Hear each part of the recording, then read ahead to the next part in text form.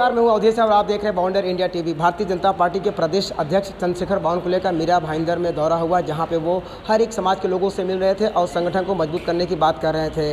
वहीं पत्रकार परिषद में एक सवाल था कि मीरा भाईंदर में लगातार हो रही गुटबाजी को लेकर, तो उन्होंने साफ शब्दों में कहा कि जो भी व्यक्ति गुटबाजी कर रहा है या पार्टी को नुकसान पहुँचा रहा है, ऐसे व्यक्तियों के ऊपर पार्टी आगे चलकर कार्रवाई करेगी। और उन्होंने कहा कि जिला अध्यक्ष ही सर्वोपरि है और उसकी बात लोगों को मानना ही पड़ेगा। एक सवाल और किया गया कि आने वाले मनपा चुनाव में किसे टिकट दिया जाएगा, किसे नहीं दिया जाएगा, तो उन्होंने सीधे तौर पे कहा कि जनता तय करेगी किसे टिकट देना है और किसे टिकट नहीं देना है। और बातों बातों में उन्होंने उन सभी नगर सेवकों को चेतावनी भी दे दी, अगर उनको लगता है, अगर उनको भ्रम है कि उन्हें ही टिकट मिलेगा तो वो इस भ्रम में ना रहें। जिसे जनता तय करेगी उसे ही टिकट दिया जाएगा। जो पार्टी के लाइनअप पे रहेगा, जो पार्टी की क्राइटेरिया को मानेगा, ऐसे ही लोगों को पार्टी टिकट देगी।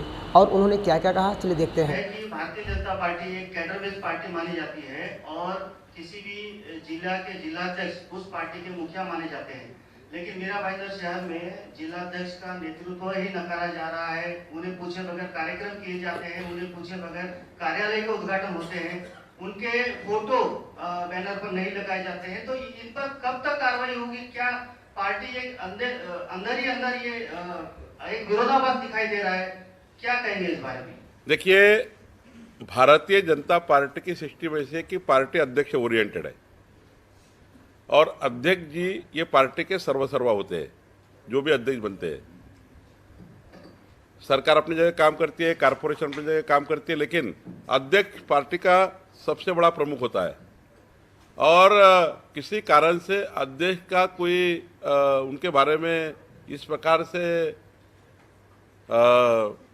मेरे पास 2-3 तकरारें हैं, जब मैं पिछली बार भी आया था, तो हम अध्यक्ष का पूरी तरह से प्रोटेक्शन करेंगे। प्रेसिडेंट के साथ ही पार्टी खड़ी है। सर आपसे पहले चंद्रकांत दादा पार्टी के पूर्व अध्यक्ष से आए थे, यही बात वो भी कह रहे हैं। सर, आप माने या ना माने, पार्टी में गुटबाजी है नहीं, लेकिन गुटबाजी है। लेकिन इसका जो सबसे ज्यादा प्रभाव पड़ता है वो आम कार्यकर्ता पे पड़ता है। एक आम कार्यकर्ता वो ऐसा सोचता है कि मैं किसके पास जाऊं, इसके पास जाऊंगा तो ये नाराज हो जाएंगे, इसके पास जाऊंगा तो ये नाराज हो जाएंगे। आप बार बार कहते हैं कि पार्टी अध्यक्ष के साथ में खड़ी है, लेकिन इसके पहले श्रीकांत भारती जी एक बार आए थे, उन्होंने कहा था जरूरत पड़ेगी तो हम सर्जरी करेंगे। तो सर्जरी तो दूर की बात है सर, अभी तक कोई दवाई नहीं दी गई। एक देखिए, जो गुटबाजी करता है या जो पार्टी के विचारों के बाहर काम करता है, ऐसा एक समय आता है कि उसका उत्तर मिल जाता है।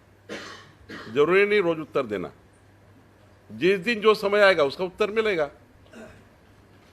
वो पार्टी पूरी तरह से ऑडिट करती है। लेकिन आम कार्यकर्ता दूसरा वो समय आएगा, समय आता है, मैं समय आता है जब वो नेता की बारी आती है।